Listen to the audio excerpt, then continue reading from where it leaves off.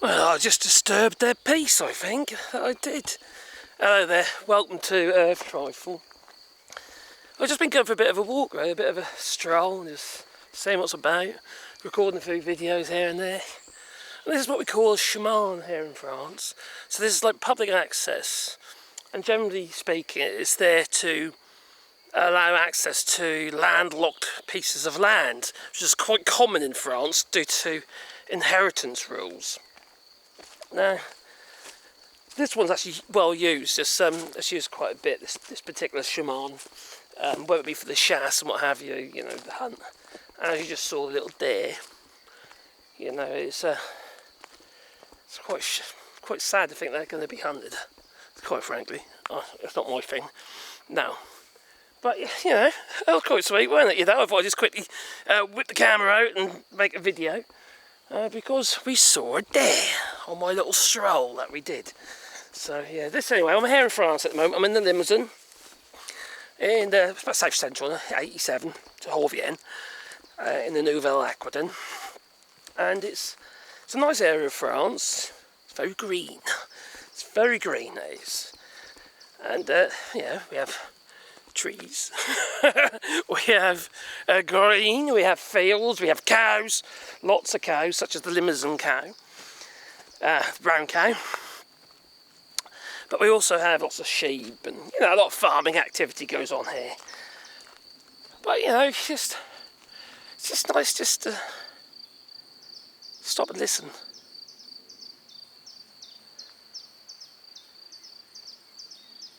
You hear the bird song. And the crickets.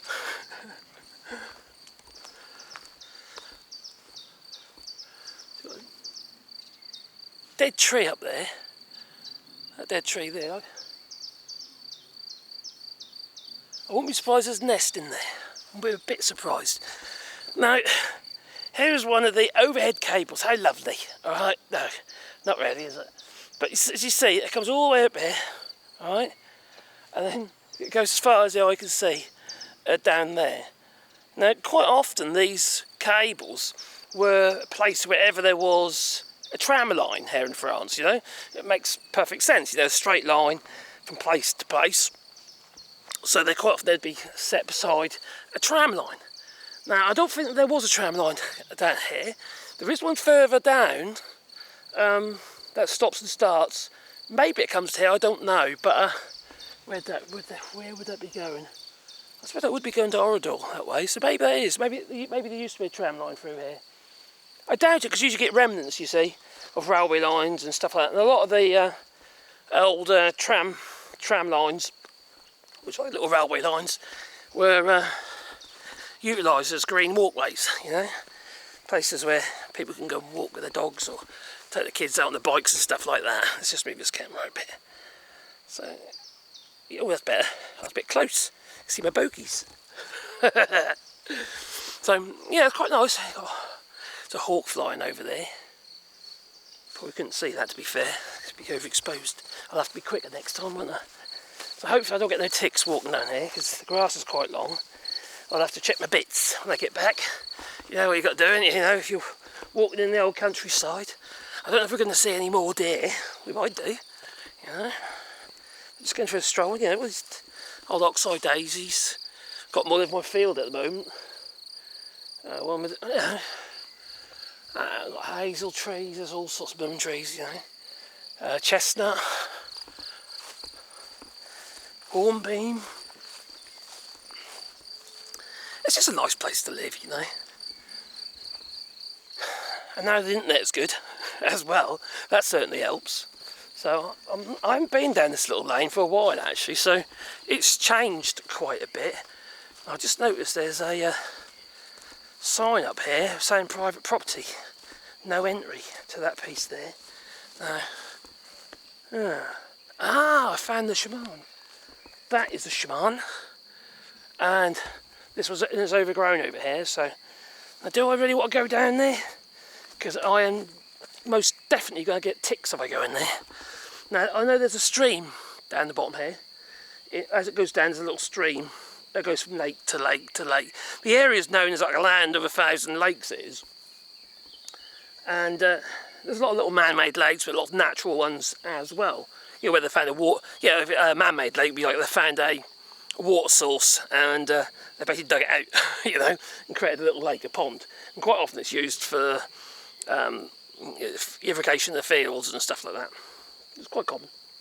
Other than that, it'd be fishing, you know. So, as you see, the shaman that we just come down literally comes to this field.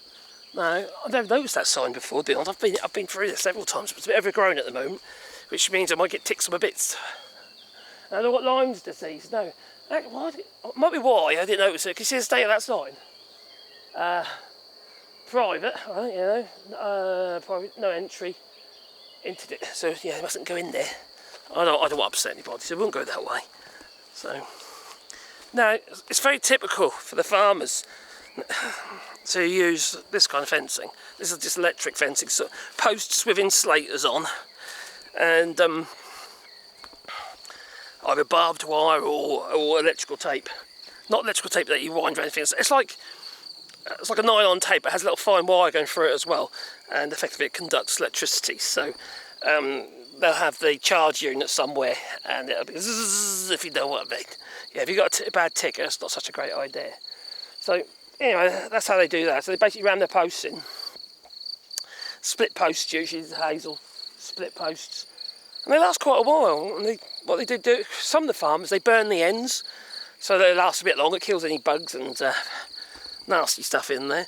And whenever it sort of terminates to the post, there is those little black screw insulators.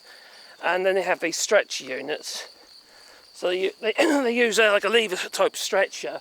So they stretch the wires and then wrap around the other insulator. And then they bypass the insulator to the next piece of fence. And you can see a little pink handle there on the other side of that fence that then transfers the power to that piece of fencing over there that carries on and on, like an arrow stone. But you know, it's simple. Now in the UK, we have a lot of things we call English hedgerows, you know, layered hedges. So there might be a mixed hedge. You have like hawthorn and willow. There'll be all sorts of blackthorn, all sorts of different types of hedging plants, including privet, hornbeam and whatever. Anyway, they'd be layered. So as this plant grows up, you know, at two shoots, you split the plant and lay one down. And where one branch, right, say for instance this one here, right, say that's laying down like so, all the shoots would come upwards, right? And it basically, you end up knitting the actual fence line. And you end up with a really dense fence. And with the hawthorn, it's obviously prickly. So that stops the older sheep and what have you getting past it. And you know, in the UK, you still see that, you know. But whereas a lot of farmers, if they want a quick fence, that's what they do now, you know. And it's very common here in France just to have wooden post fencing with insulators and electric. You know, it's not quite as nice, is it? You know. But saying that, they ain't got to cut it, have they? You know, they've got to replace the occasional post. Because it's surprising how long they last. It is. Anyway, let's be on a bit of a stroll and that. Don't forget to boot the old like button. Toodaloo.